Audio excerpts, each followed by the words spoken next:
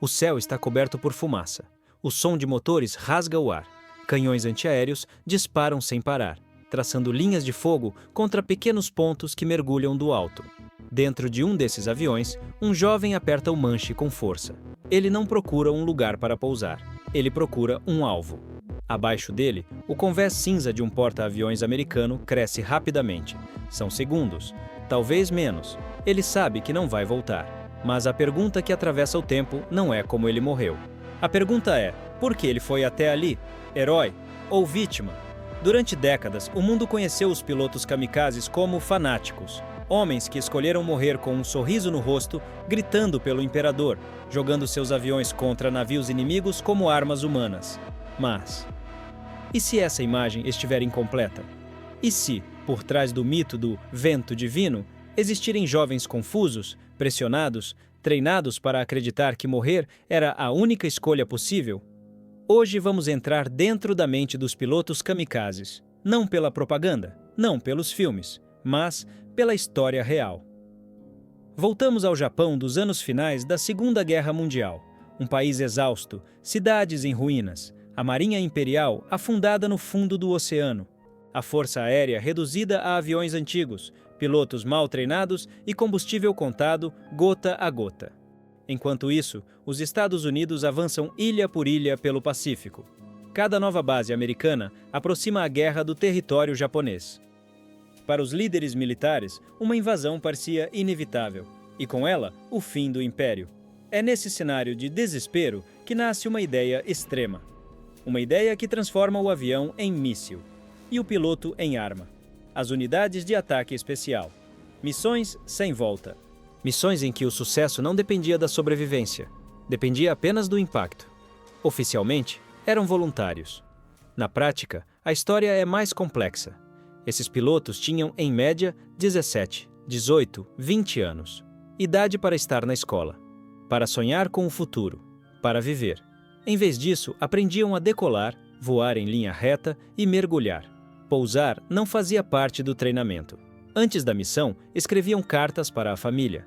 Vestiam faixas brancas, símbolos de pureza e sacrifício. Bebiam saquê em silêncio. Alguns choravam, outros sorriam. Muitos apenas obedeciam. E enquanto o mundo os chamaria de heróis ou de loucos, eles partiam carregando uma pergunta que poucos ousavam dizer em voz alta. Será que eu realmente escolhi isso? Para muitos desses jovens, a palavra voluntário não significava exatamente escolha.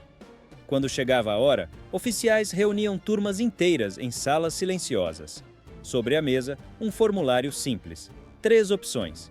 Desejo intensamente participar. Desejo participar. Não desejo participar.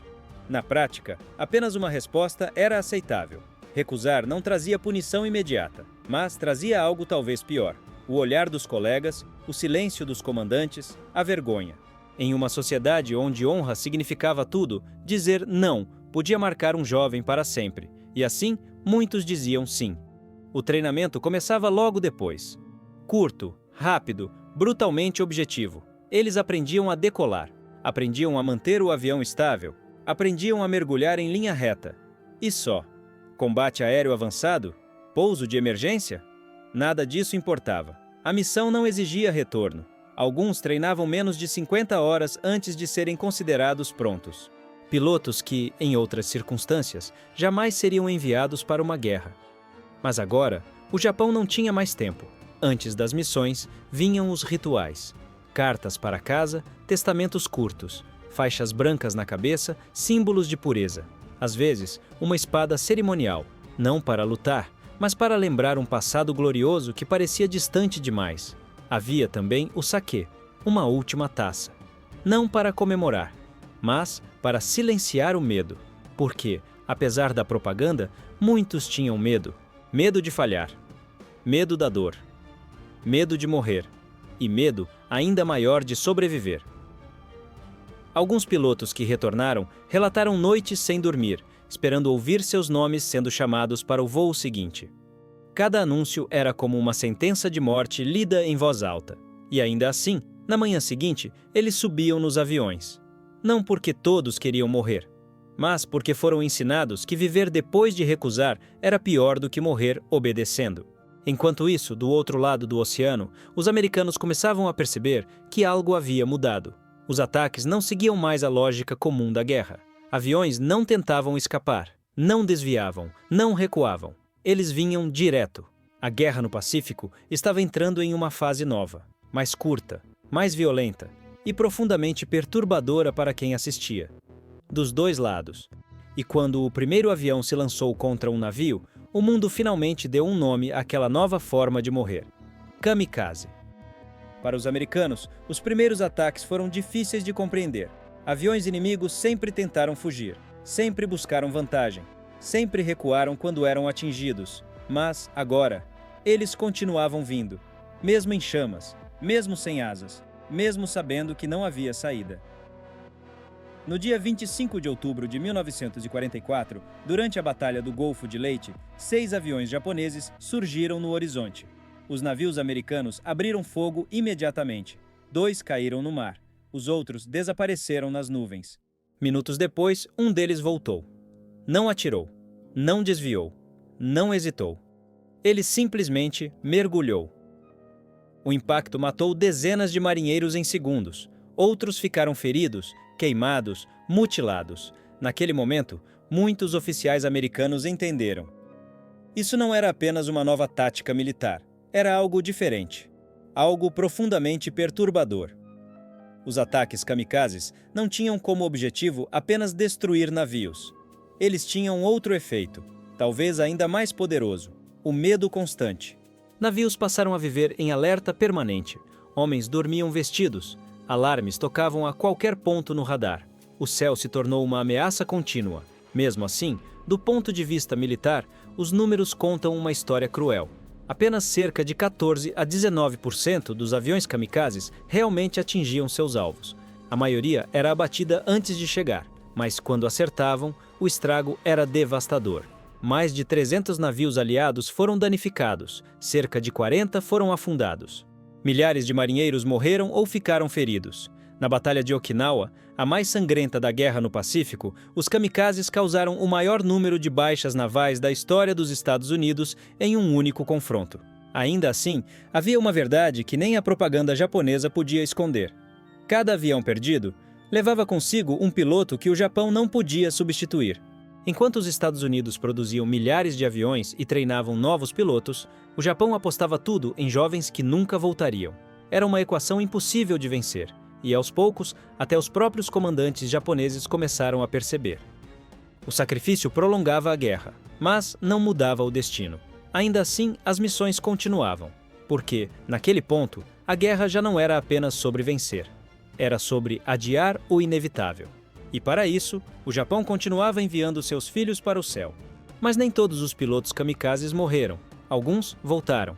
Às vezes, o avião falhava. Às vezes, o mau tempo escondia os navios. Às vezes, simplesmente não havia alvo algum no horizonte. E então, eles retornavam à base.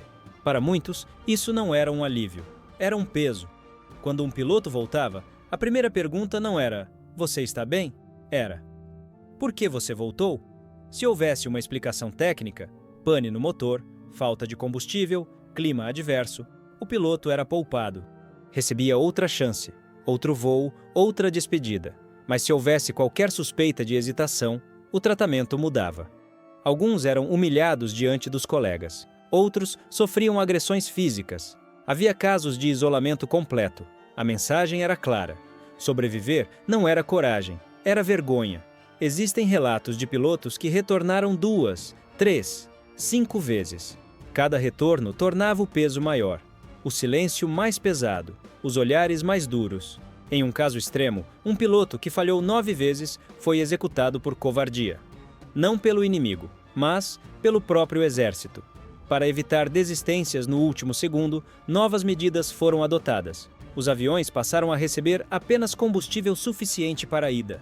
Não havia mais possibilidade de retorno. Os pilotos eram enviados em grupos para que a pressão dos colegas impedisse qualquer recuo. Alguns recebiam álcool antes da decolagem, coragem líquida para silenciar o instinto de sobrevivência.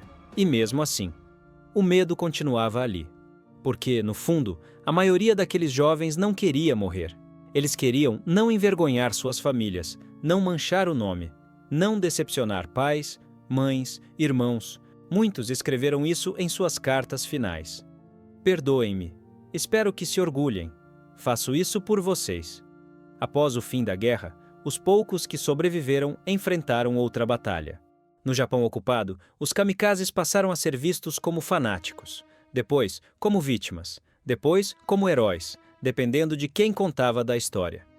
Para os sobreviventes, não havia lugar claro. Alguns esconderam o passado por décadas. Nem mesmo suas esposas sabiam.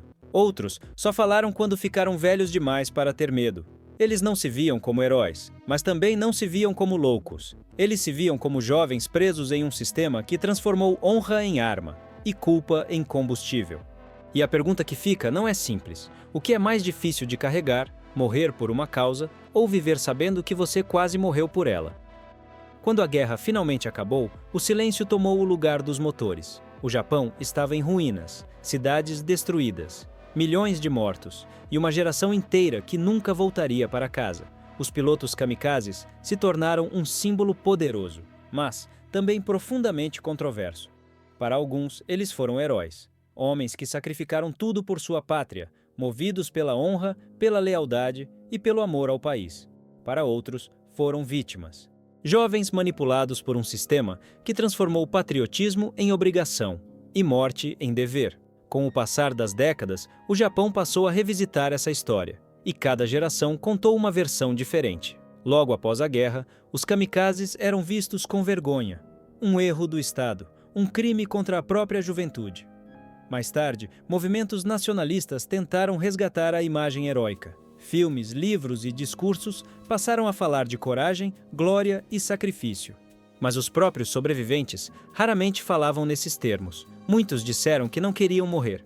Queriam apenas não desonrar suas famílias, não decepcionar seus pais, não ser lembrados como covardes. Eles eram jovens comuns, colocados em circunstâncias extremas. A história dos kamikazes nos obriga a encarar uma verdade desconfortável. Quando uma nação é levada ao limite, ela pode convencer seus filhos de que a morte é virtude. E isso não é exclusividade do Japão, nem da Segunda Guerra Mundial. É um aviso que atravessa o tempo. Hoje, os últimos pilotos sobreviventes são homens muito idosos. Alguns ainda visitam os memoriais dos companheiros que morreram, não para celebrar a guerra, mas para lembrar do preço que ela cobra. No fim, talvez a pergunta heróis ou vítimas não tenha uma resposta simples. Talvez eles tenham sido as duas coisas. Ou talvez tenham sido algo ainda mais trágico. Jovens ensinados a acreditar que sua maior contribuição para o mundo era deixar de existir. E lembrar disso é a melhor forma de garantir que essa história nunca se repita. Mesmo décadas depois, o eco dos kamikazes ainda atravessa o tempo. No Japão de hoje, essa história continua viva. Não nos céus, mas na memória. Em escolas, museus e livros, o tema ainda provoca desconforto. Alguns preferem o silêncio, outros tentam resgatar o orgulho, e muitos jovens simplesmente não sabem como se sentir. Quando estudantes japoneses são perguntados sobre os kamikazes, as respostas raramente são simples. Alguns dizem que foram heróis, outros dizem que foram vítimas. Muitos dizem que foram ambos, mas quase todos concordam em uma coisa: eles eram jovens demais para morrer. Os últimos sobreviventes, agora idosos, falam com cuidado. Não exaltam a guerra, não pedem vingança, não pedem glória, eles pedem memória. Alguns dizem que não se arrependem de ter se alistado, mas quase todos dizem que não querem que isso aconteça de novo. Eles sabem que foram moldados por uma época em que questionar era perigoso, em que obedecer era virtude, e em que a nação falava mais alto que o indivíduo. A história dos kamikazes não é apenas sobre o Japão. Ela é sobre o que acontece quando governos transformam jovens em símbolos e símbolos em armas. Sempre que uma sociedade começa a tratar o sacrifício humano como algo bonito, algo necessário, algo inevitável, é ali que o perigo começa. Por isso, lembrar dos kamikazes não é glorificar a morte, é reconhecer o custo real da guerra. Não apenas em navios afundados ou batalhas vencidas, mas em vidas interrompidas, sonhos quebrados e futuros que nunca existiram. No fim, talvez o maior legado dos pilotos kamikazes não seja o medo que causaram, nem os danos que provocaram, Mas o alerta que deixaram. Um aviso silencioso, escrito no céu do Pacífico, de que nenhuma nação deveria ensinar seus jovens que morrer é um dever, porque, quando isso acontece, a história já perdeu.